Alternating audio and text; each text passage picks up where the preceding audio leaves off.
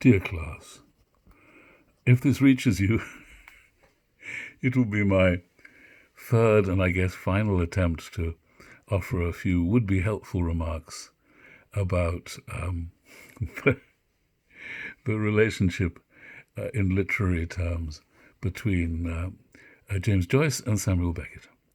I made two videos, both of which have been rejected by YouTube for reasons that are not explained. The first one, for reasons not explained. The second one, even though it was completely different and had a quite different title, was rejected on grounds that it had already been uploaded, which is not true. So I've attempted to write to YouTube about this. I doubt if I'll have any luck, and I doubt if this will get to you either. I don't know why. Maybe there's something about these two great Irish authors which is putting off the censors of YouTube. But you never know. I'm going to try and summarize what I said in the previous two lost videos. They're actually not lost because I've got them here, but incommunicable videos. I wanted to make a counter-argument to the one that is implied in my question, my midterm question. This is coming to you a bit late, I'm afraid. That question, what did Joyce hand on to Beckett? What's visible in Beckett that comes from Joyce? Really derives from having grown up in a world where it was generally regarded that Joyce had brought European literature to a boil, to a pitch, to a peak, to a pinnacle, from which there was really no further need to create works of literature, something that authors living since Joyce, including myself, have resisted, although it's possible to argue that they are mere squiggles on the side of the path that leads to the great monument that is Joyce, that is Ulysses, that is Finnegan's Wake, which are in many ways works that are almost unapproachable in their supremacy and in their vastness, not just their length, but their breadth. Who can match the breadth of those two books? So, in asking you to measure the literary relationship between Joyce and Beckett, when I say this, I keep thinking of the fact that when Beckett came to take Lucia, Joyce's daughter, out for the evening, the door was slammed in his face. He knocked and said, "May I say?" And that was the end of it. Joyce just shut the door in his face. Lucia was a wonderful, brilliant, tortured girl with psychological problems, a dancer, somebody of genius, but who, it would be unfair to say, suffered from the problem of being a genius's son. You have to be born stupid. That would help, which I think is possibly true. This could be a terrible insult to the poor man, of Giorgio, Joyce's son, who did not suffer from acute oversensitivity, madness, or any other problem. He was an ordinary being, perhaps so ordinary that it didn't drive him mad to be the son of James Joyce. So the literary relationship between these two men. As I was saying, I was raised in a world where Joyce was recognized as having wrought literature to a pitch that nobody could hope to exceed. And Beckett was left, having been Joyce's secretary and having been the man, in a sense, who gave birth. No, well, I'm trying to see how my metaphor is working here. Who gave birth to Finnegan's Wake? Well, the master, Joyce himself, was dictating, a blind man, as he was, pretty blind, was dictating Finnegan's Wake. And Joyce took dictation. Maybe then the baby was the thing that Joyce was dictating, and Beckett received it. He was the midwife. Let's go for that one. Beckett was the midwife to the great history-ending work of literature, and he came along and he wrote bleak works which act as people thought, really, in a way, a kind of funeral oration, something to set on the grave of literature, a capstone, perhaps. And that was more or less the view of those two men in literary terms when I was growing up. But it seems to me that misses something rather obvious, and I have missed it until I asked you this possibly misbegotten question of what did Joyce hand on, because the answer might be nothing. Because it occurred to me, and this is what I've already given 2 short lectures on, lost, or rather not lost at all, but rejected. It occurred to me that if you consider, by contrast with the bleak, sad and desperate world in which Beckett's stories are told, bleak, sad and desperate, but also hilarious and absurd, if you contrast with that the extraordinary hopefulness that's there in Joyce's work. Joyce seeks to encompass the whole world, and he brings it to the size, shrinks it to the size of Dublin, which is a wonderful thing to do. And he starts off with Dublin stories, seeking their universality, as all writers do as they write, and it develops to the point where Dublin itself, both in Ulysses and Finnegan's Wake, is a kind of prototypical site for the whole working out of the human story, of humanity. And in Ulysses, a father who's lost a son, Rudy, the dead son that Bloom had with his wife Molly, he steps out to let Molly have her meeting, her assignation with Blazes Boylan, her lover, and he wanders around as his prototype Ulysses does, Odysseus, looking for the way home. Though in Ulysses it's really he's waiting to be allowed to go home, knowing that his rival is gone, and at the same time that he is metaphorically looking for a son, because Bloom always is, having lost Rudy. Stephen is looking for a father, really, like Odysseus' son in the Odyssey, who goes looking for his dad, who has vanished after the Trojan War. And so he's out there, Stephen is out there, needing a father, because his own father is a hopeless, feckless, money-losing alcoholic, and his mother was a devout, an overly devout and pious creature whose passion for the Catholic religion put young Stephen off. And he's looking for a father, and Bloom is a father looking for a son, and they meet, and together they go home, to the home that is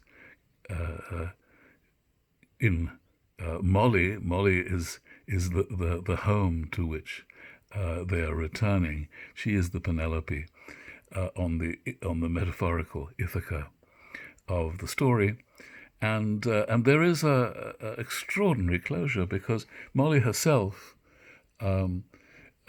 despite her passion for Blazes Boylan, and Bloom has his own adventures, as perhaps both the Joyces did. Maybe Nora, Joyce's wife, had her adventures, and Joyce perhaps too.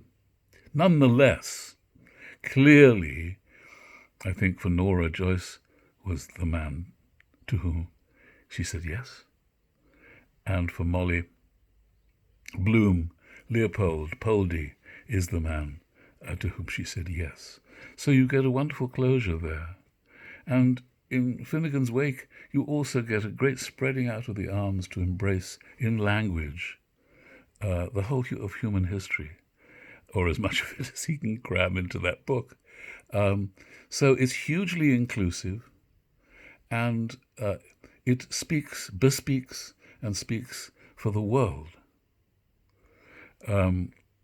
Beckett, on the other hand, treats the world as absent. His characters prototypically are walking on alone, lonely on a country road, although Estragon and Vladimir find each other there. They keep finding each other there every morning. But it doesn't really provide them with the thing for which all men long. Word known to all men is how Joyce puts it in Ulysses. Love. They have companionship of a kind, of a bleak kind, of a comical kind, of a kind that resembles a marriage a bit. But it's Beckett's world is bereft, is sad at the same time as it's humorous, the humor of the grave, the humor of the end, and Joyce could never have conceived of that terrible Beckettian sentence, astride of a grave and a difficult birth. That's a woman giving birth, and we plop out of her into our grave. There's a short space in between birth and the grave. Depending on your perspective, it can be incredibly, interminably long by a certain sense of time, and by other senses of time, it's no time at all. And when we're dying, it all seems to have gone by in a flash.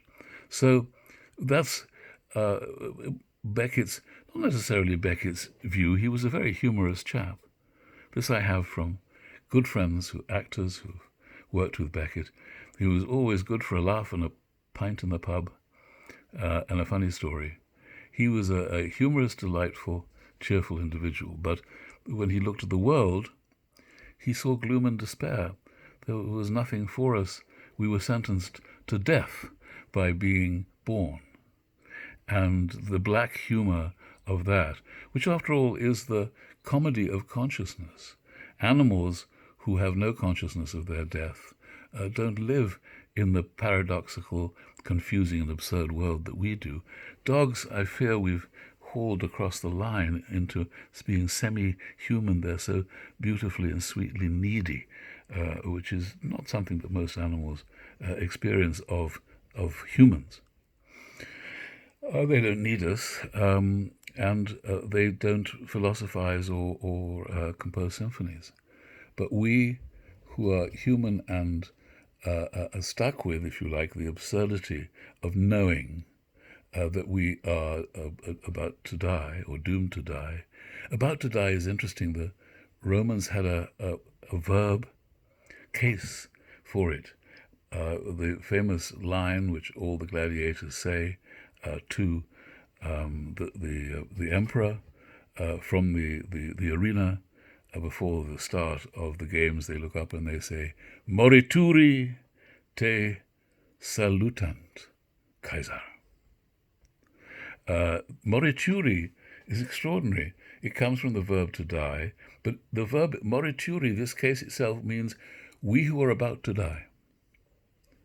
It's interesting that they have an about to case in that language, a wonderful thing. So we are morituri, we who are about to die, flail around and temporarily believe that our actions, our enterprises are worthwhile and important, of desperate importance, even though they're not really of desperate importance, but we have to believe it.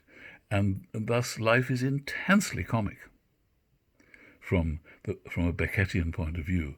You know, we take ourselves tremendously seriously when you consider that we're just little ants, really, on the face of the globe.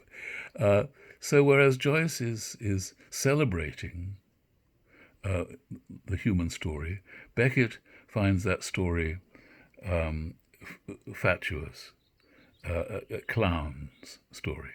It is a tale told by an idiot, as Macbeth says in Shakespeare, told by an idiot.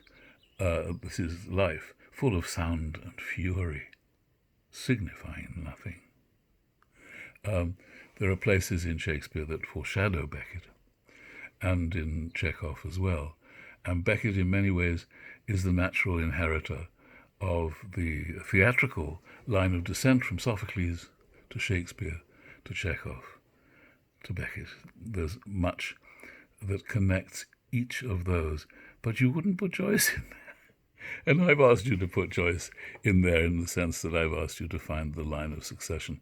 And I think maybe I'm a very foolish old man to ask you to do that. On the other hand, you might find some utterly fascinating wrinkles about connecting our two titans of literature who also happen to be Irish. One's a Catholic, the other's a Protestant. That in itself is a meditation in terms of how they view the world, the cosmos, fate, destiny, God, and so on. But you might find interesting connections and leave me to my alternate theory that I've been evolving in the last couple of days, that there's actually no succession at all. Now he tells us. Sorry about that. But I'm fascinated to see what you come up with, and I'll be fascinated to see if there's any way that this third assault on the citadel of YouTube will penetrate the walls and reach you. I hope so, and I hope it reaches you well, and that you're all right and your families are all right. I would love to hear from you, those who haven't written to me, who might be watching this, if I can upload it, who haven't written the answers to the very short quiz that I set, who have no intention of writing a midterm. I'd love to hear from you because I empathize so much with that position, and you're not going to suffer in terms of your academic standing because of it. I'm very grateful to those of you who send in quiz answers or midterms, but those of you who feel utterly disconnected, as I've said before in at least one of these videos, and yet somehow managing to decide to watch my face gabbing on. I would love to, I honor those of you who send in work, but I honor those of you who don't, and would love to hear that you're all right, because the far more important thing than little rituals of what we are pleased to call education, God help us for calling it that, so much more important than the little ripples of knowledge that we're transmitting in these classes is, how are you? None of this is important or significant if you're suffering. If you're in depression, that's important, and you need encouragement, and you need help, and you need people's belief in you, and I believe in you. So let me know if you get this message in a bottle, and you feel like communicating with me. I will be very grateful. So please be well. I'm well, and intend to live forever. Bye, my dears.